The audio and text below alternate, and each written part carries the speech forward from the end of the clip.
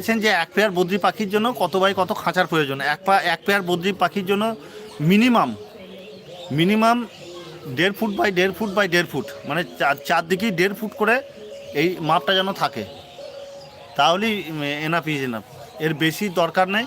আর এর বেশি বলতে একটা জিনিস করতে পারো, সেটা হচ্ছে হাইটটা 1.5 ফুট আর চওড়াটা ভেতর দিয়ে 1.5 ফুট, আর এই দিকটা 2 ফুট দিতে পারো।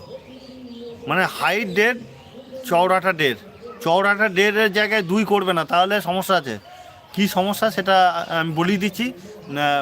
হাঁড়ি ঢোকাতে বের করতে এই হাত ওই দেয়াল পর্যন্ত যেতে চাই, মানে খাঁচার ওই লেভেল পর্যন্ত দিতে ওঠাতে খুব সমস্যা হয়। আমি আমার অভিজ্ঞতা থেকে বলছি। হ্যাঁ, তা খাঁচার দিকটা মানে ডিপের দিকটা বা চওড়ার দিকটা আমি যদি ধরি, ওই দিকটা 1.5 ফুট রাখবে যে কোনো খাঁচাতেই। তাহলে কী হবে, হাঁড়ি মানে যে কোনো খাঁচায় বলতে ছোটো লাভবার্ড বদ্রি এদের বলি।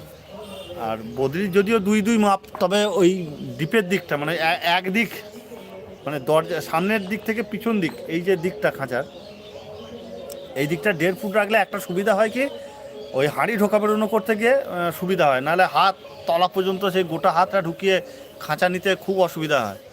হ্যাঁ, এটা আমি আমার অভিজ্ঞতা থেকেই বলছি। তা